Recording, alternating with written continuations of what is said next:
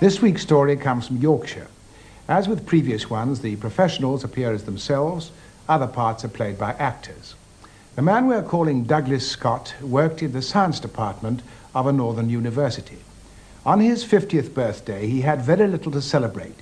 He faced the sack and he had problems at home. We join the story at the moment when he was claiming to be attending a course in London.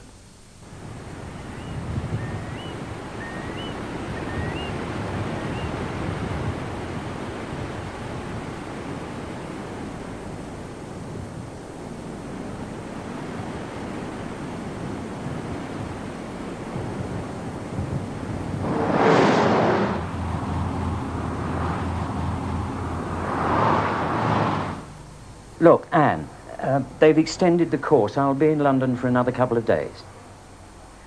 Anne, I must go. I'll be back on Sunday about 8.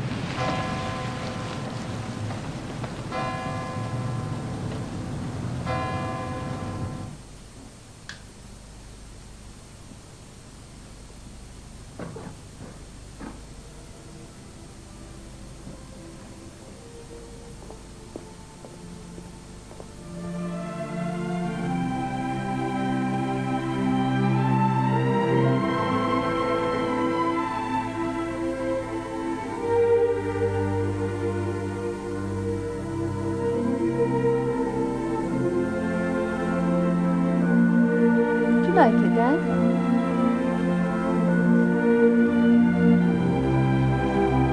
Dad. He's such a softie.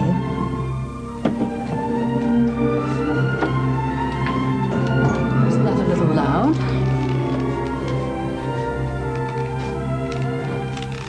Like a tip in here. I didn't open these. They looked quite uninteresting. Doubt you hardly touched your food. Could have eaten your meat.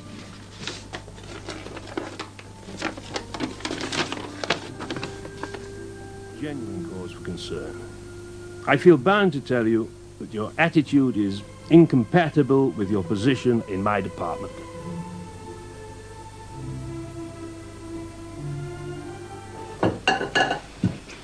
Well, I've made up the beds in the caravan. Oh, lovely. We'll be fine there. Nonsense. I'm not kicking you out of the double room just because Doug's back.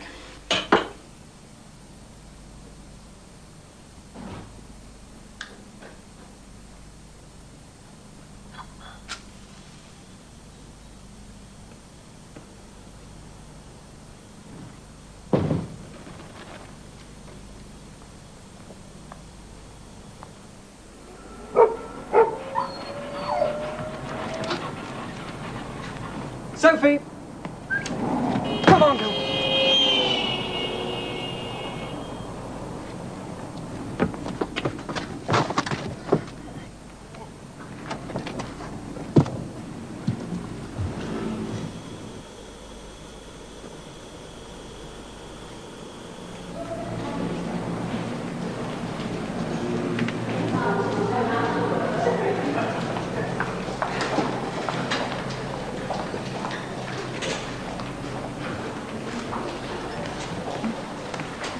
As the coroner's officer for this area, I was responsible for all the deaths that occurred in the district. We'd average 3 or 4, 5 a day. But this particular Monday morning, I was already down at the district hospital when the 2 Scots were brought in.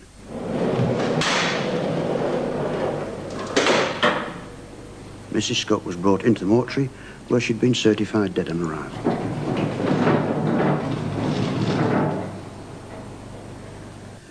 My name's Frank Blacker, Mr. Scott, and I'm the coroner's officer. I'm here to have a word with you about your wife's tragic death this morning. I've had a word with your son and daughter, and there's just a few questions I'd like to put to you. Could you explain in your own words what exactly happened while we were in the caravan last night? It was 2 o'clock that afternoon before I was allowed to see Mr. Scott. He was suffering from what was thought to be the effect of carbon monoxide poisoning. Don't distress yourself, just take your time. When I got in there,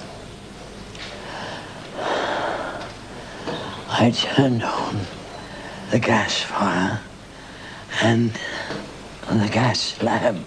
Both the gas fire and the gas lamp. And always liked to read before settling down for the night. She said she was cold, so I gave her an extra blanket.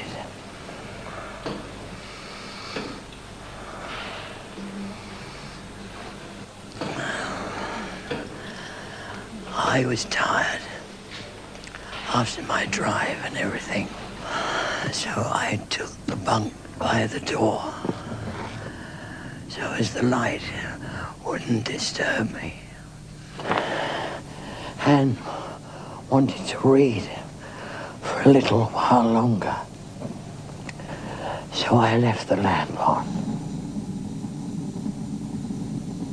She complained of a draft and got up to close the skylight. I told her not to close it completely. We were both aware of the danger of fumes.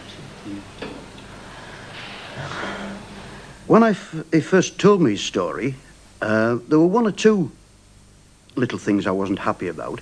The previous night had been very, very hot, very high temperatures. In fact, I believe it was the hottest night of the summer. He explained that he put the gas fire on for his wife and also covered her up with a blanket. This didn't ring quite true with me, but he explained that his wife did suffer from the cold, and I wasn't in a position to dispute this.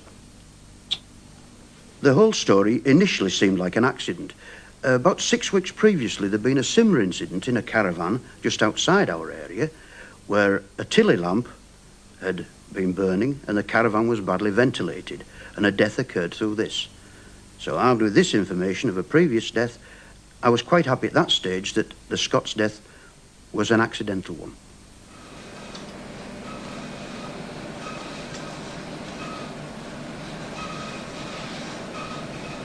We carried out an analysis on the blood from Mr. Scott, and the result was 14% carbon monoxide, which is not very high. This result was rung through to the casualty department, and the medical officer there was very surprised that the level was so low. So we repeated it, checked it to make sure, but in fact the level was still 14%, which is not really enough to cause any symptoms. A smoker might have somewhere around about 5-7% of carbon monoxide in his blood anyway. Later on, I went down to the mortuary and took a specimen of blood taken from Mrs. Scott. When this was analysed, we found that the level was 85%, which is an exceptionally high level. This seemed rather odd because the husband, who had been in the same caravan, had a level of only 14%. That's a big discrepancy, and we found this difficult to explain.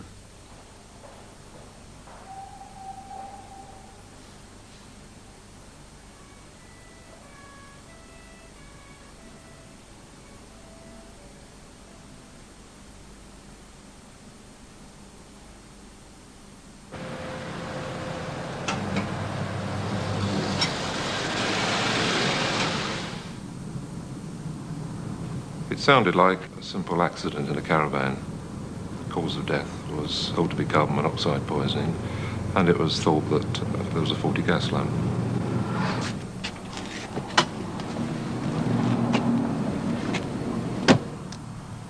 If the lamp had been faulty and had produced carbon monoxide, it would also produce some soot.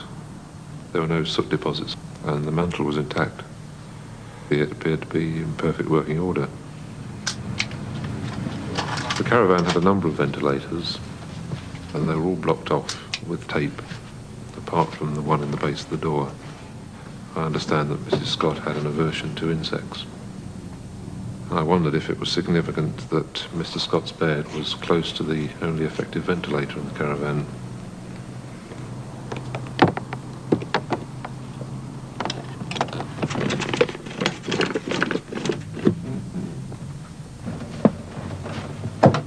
What I needed to establish was whether this gas lamp could produce carbon monoxide and how rapidly it would build up.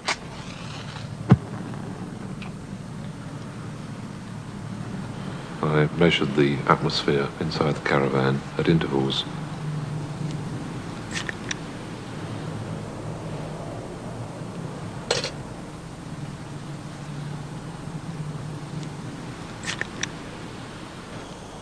Normally, carbon monoxide builds up fairly rapidly in the atmosphere. But in this case, I wasn't getting any significant readings from the filters, even after a few hours.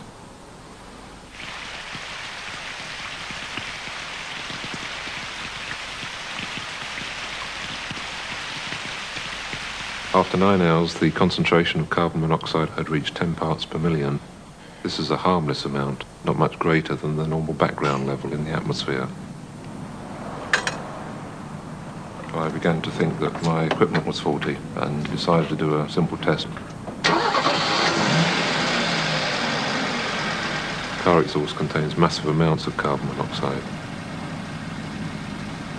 I realised then that the equipment was working perfectly. I could now rule out the gas lamp, and there obviously had to be another explanation.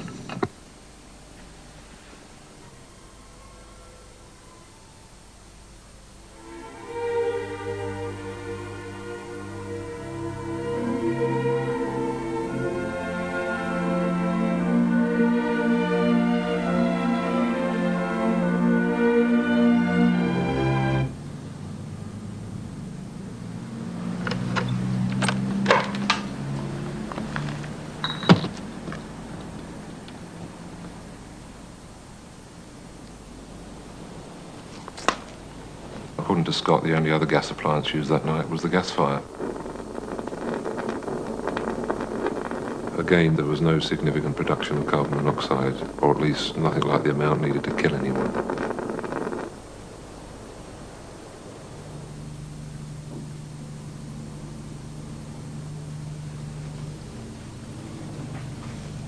Stand still, boy.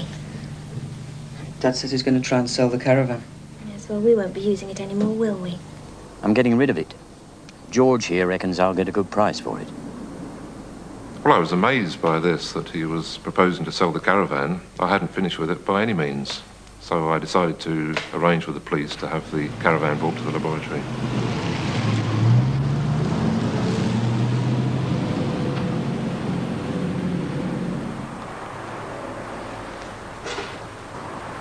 I spent another 4 days doing exhaustive tests. I repeated my earlier work, and the result was still the same. It became quite clear to me that there was no source of carbon monoxide in this caravan, and now things seemed to be a bit more sinister. So I decided to call in the CID. What was going through my mind at that stage was that this was perhaps more consistent with inhalation of car exhaust fumes. This is a common form of suicide. Dad, it's the coroner's office on the phone. Oh, how do you do? It's the coroner's department here. I wonder if you can help us. We've got 1 or 2 queries with your wife's death certificate. It was important that we should get Scott to our office without arousing any suspicion in his mind at all. The only way I could think of to do this was not to mention that I was a detective, but just to say that I was from the coroner's department and that I had a few queries in connection with the death certificate. Okay, look forward to meeting you. We in no way wanted to alert him, and I think that if he had been alerted, then he would have been very, very much on guard. Take a seat, Mr. Scott. I've asked you to come here today because, to be quite honest, I aren't very happy with your story regarding the circumstances of your wife's death. See? Well, it It's the truth, as I explained to your other officer. Well, would you like to tell me what you told those officers? I'd been away on a course for a week, and I came back. Anne's parents were down for company, really. I got out of the bed and crawled to the door and opened it. And that's when my son found me.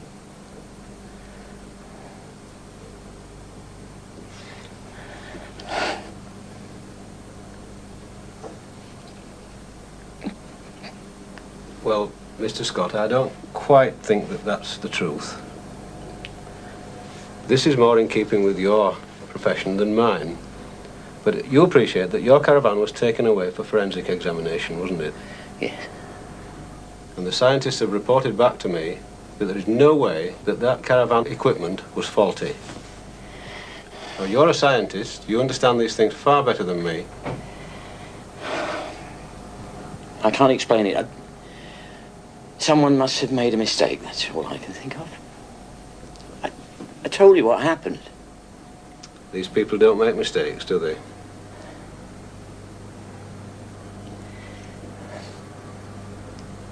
There's a bit more to it, isn't there?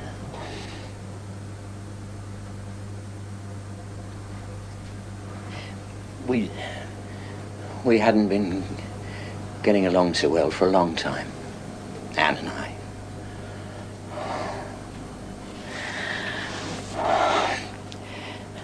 When I got back from the course, there was a letter from my professor. He knew about my family situation and everything, but this was devastating. He was highly critical of me. And it said that he felt it advisable if I looked for a less demanding job somewhere else. I couldn't show it to Anne immediately. I waited until we got into the caravan. I've never seen her so upset. You can't even hold down. She could see everything she cherished being threatened. And she'd lose respect in the village if her husband was out of work.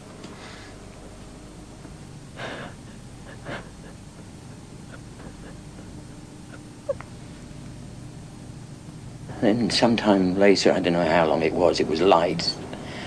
I was woken up by the sound of a car engine.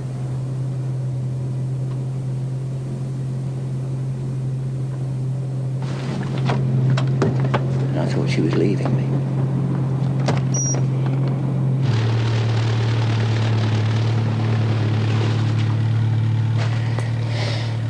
It was too late. There was no pulse. Nothing.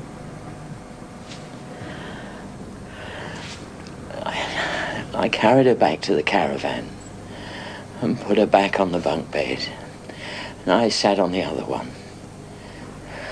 Just sat for an hour or so trying to think what to do. It would have been terrible for the parents and the children if they'd known she'd killed herself. So I decided to try and make it look like an accident. Even took a dose of the car fumes myself to make it look more authentic.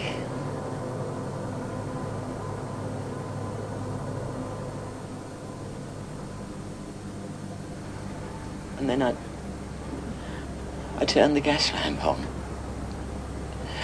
I know it was stupid, but I was just trying to save everyone's feelings. That's an awful lot different to what you've told the other officers, isn't it? It's the truth. Well, at last we felt that we were getting somewhere. It changed his story, and we're absolutely cock-a-hoop with that. Once that happens, you feel in your own mind that you're in with a chance, and he may, in fact, change it again, and yet again. When I heard of the suicide story, I thought, no way. He couldn't possibly have carried her in on his own to that caravan from the garage.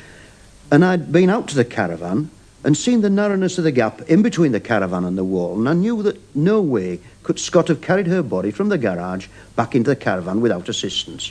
She had no cuts and bruises on her body. She was a heavily built lady in the region of 13 and a half stone, and I wouldn't have liked the idea of carrying her in on my own. If Mrs. Scott had inhaled car exhaust fumes, as described by her husband, there would have been traces of soot in her respiratory system. I checked back with the pathologist, and there was nothing at all. So we're totally baffled at this stage. We knew it couldn't be an accident. Suicide was only a possibility, so we could be looking at a murder. And the only way we could get into a murder was by a cough from him, in other words, an admission. I felt that the best way to do that was to let him go home to his own environment, sweat it out with his own thoughts, and then have him back in again later for a further interview.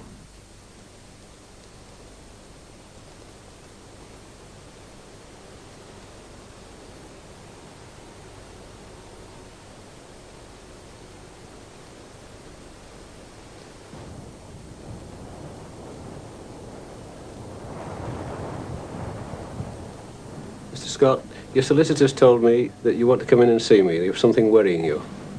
Yes, I wasn't quite telling the truth before, so I thought I'd better come in and set the record straight.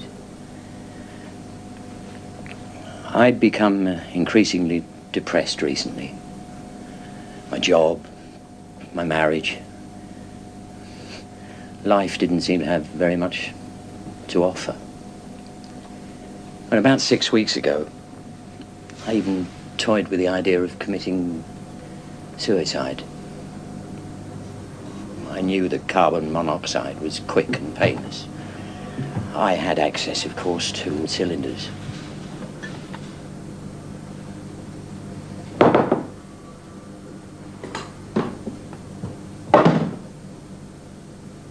I couldn't go through with it.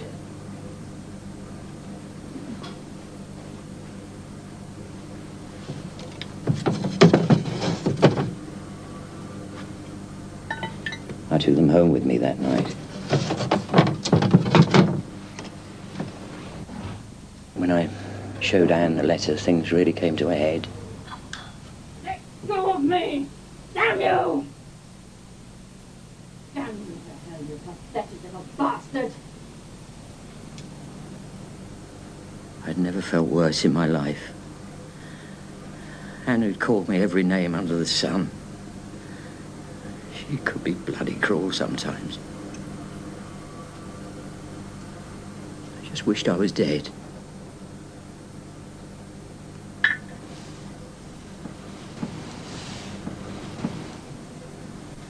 I decided to do it properly this time.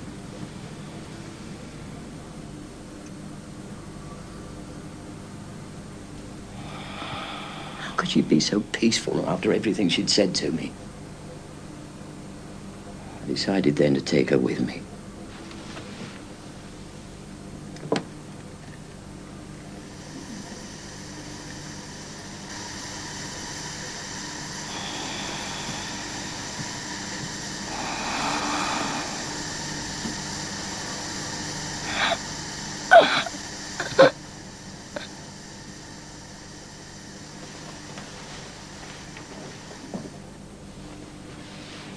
Happened so quickly.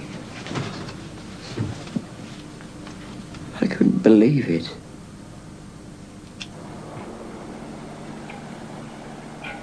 Somehow I had to get the cylinders back to the university.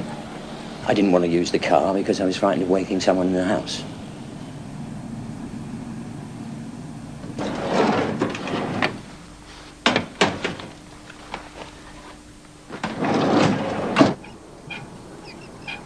All the way back, I kept hoping Anne would be all right.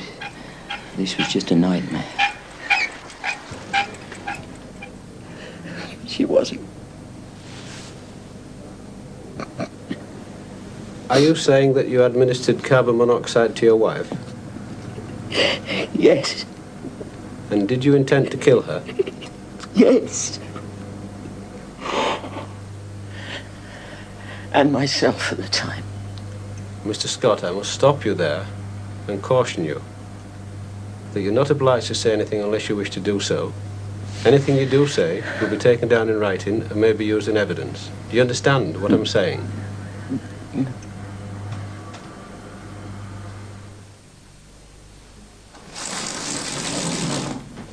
We wanted some corroboration of the story that he put forward.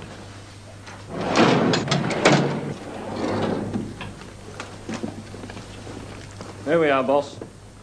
When we found the gas cylinders, we knew then that we had sufficient evidence to be able to charge him with murder.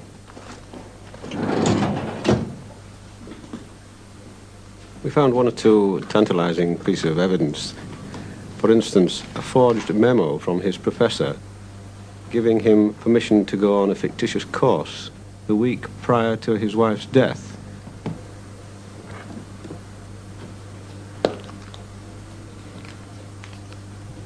We also found a roll of undeveloped film, which we had processed.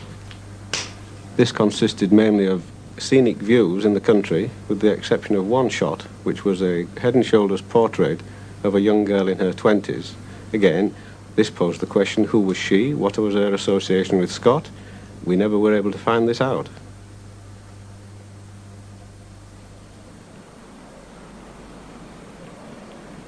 The prosecution accepted a plea of manslaughter on the grounds of diminished responsibility. The real Douglas Scott was sentenced to 3 years imprisonment.